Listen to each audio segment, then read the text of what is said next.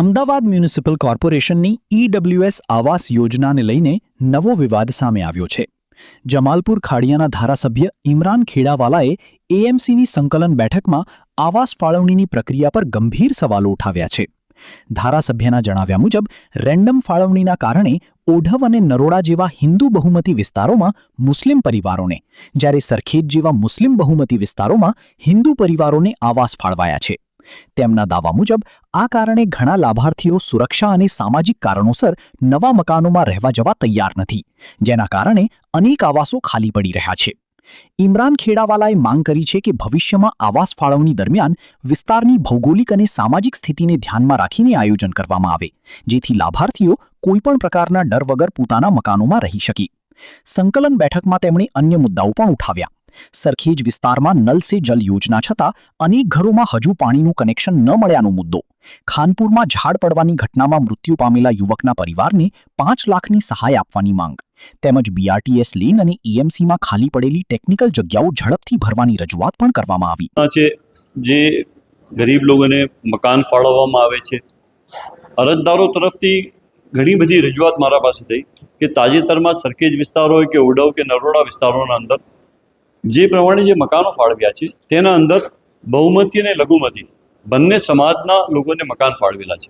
એ પ્રમાણે આપ જુઓ કે ત્યાં 1500થી વધારે હિન્દુ સમાજના લોકો રહેતા હોય, ત્યાં તમે 50 મુસ્લિમ સમાજને જ્યાં ત્યાં મકાન ફાળવી દો તો એ લોકો ત્યાં રહેવા જઈ શકતા નથી. અને આપ સોશિયલ એક્ટિવિટીના હિસાબથી પણ તમે જુઓ કે એ લોકોને ત્યાં રહેવું પણ મુશ્કેલ બને છે. એટલે મારી આ રજૂઆત હતી કમિશનરશ્રીને કે જ્યારે આપ મકાન આવા ફાળવો છો, જ્યારે આ યોજનાનો લાભ લોકો લે છે, ત્યારે ધર્મ આધારિત કે હવે અહીંયા હિન્દુ સમાજના લોકો છે, અહીંયા હિન્દુ સમાજની વસ્તી વધારે છે, એટલે અહીંયા હિન્દુ સમાજના લોકોને મકાનો ફાળવીશું. મુસ્લિમ સમાજની જ્યાં લઘુમતીની વસ્તી છે ત્યાં મુસ્લિમ સમાજના લોકો મકાન ફાળવીશું. કેમ કે આ કરવાથી અત્યારે જે પ્રમાણેનો લોકોના અંદર એક અવિશ્વાસ જેવો હોય છે, ત્યારે વિશ્વાસ પેદા થાય અને સામાજિક અને સોશિયલ આપણે બંને રીતથી સારી રીતે લોકો શાંતિથી રહી શકે, તેના માટેની આ મારી રજૂઆત હતી. કમિશનરશ્રીએ અને ભારતીય જનતા પાર્ટીના તમામ ધારાસભ્યોએ મારો આ મુદ્દો સ્વીકાર્યો કે નહીં, ઇમરાનભાઈ તમે આ વાત બિલકુલ સાચી કરો છો કે આ ફરિયાદ અમારા પાસે બી આવે છે કે હિન્દુ સમાજના લોકો જ્યાં રહેતા હોય ત્યાં હિન્દુ સમાજના લોકોને આ મકાન ફાળવવા જોઈએ, અને મુસ્લિમ સમાજના જ્યાં વસ્તી હોય તેના પ્રમાણે મુસ્લિમ જ્યારે પણ ગુજરાતના પ્રવાસે આવે છે કે દેશના પ્રવાસે હોય છે, ત્યારે સરકાર પોતાની સિદ્ધિઓ ગણાવે છે. તેમાં એક સિદ્ધિ હોય છે નલ સે જલની યોજના, કે દરેક ઘરના અંદર શુદ્ધ પીવાનું પાણી મળે, ચોખ્ખું પીવાનું પાણી મળે. પણ હું અમદાવાદ શહેરની વાત કરું કે અમદાવાદ શહેરના સરખેજ વિસ્તારના અંદર અત્યાર સુધી લોકોએ ત્યાં નલ સે જલ યોજના અંગેના ફોર્મ ભરેલા છે, એ લોકોએ પૈસા ભરેલા છે કે ભાઈ અમને નલ સે જલ યોજનાના જે કનેક્શન છે તે મળવા જોઈએ. પણ અત્યાર સુધી એક પણ જાતનું ત્યાં સરખેજ વિસ્તારની વાત કરું કે સરખેજ વિસ્તારના અંદર કોઈ પણ જાતનું નેટવર્ક ઊભું નથી થયું. એટલે ઘણા લોકો જે નર્મદાનું પાણી એમને મળવું જોઈએ, નલ સે જલની યોજના એમનો લાભ મળવો જોઈએ, તે નથી મળી શકતો. તેના માટે આજે મેં રજૂઆત કરી હતી.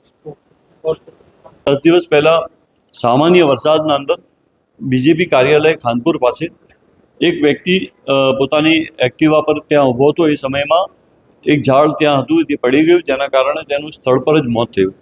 આવા વરસાદના ઘણા કિસ્સા, વરસાદના અંદર ઝાડ પડવાના કિસ્સા બનતા હોય છે. ત્યારે કમિશનરશ્રીને મારી રજૂઆત હતી કે આ ગરીબ વ્યક્તિ હતો, પોતાનો એકનો એક દીકરો હતો, તેને અમદાવાદ મ્યુનિસિપલ કોર્પોરેશન તરફથી પણ તેને જે 5 લાખ રૂપિયાની સહાય મળવી જોઈએ અને રાજ્ય સરકાર તરફથી પણ તેને સહાય મળવી જોઈએ. કમિશનરશ્રીએ કીધું કે ચોક્કસ આના માટે અમે વિચારીશું, અને ગુજરાત રાજ્યના મુખ્યમંત્રીશ્રીને પણ મેં પત્ર લખ્યો છે કે ભાઈ જે સરકારના તરફથી જે સહાય થતી હોય તો આ ગરીબ વ્યક્તિને જે 5 लाख रुपए की सहाय राज्य सरकार पण आपे और कॉर्पोरेशन पण आपे.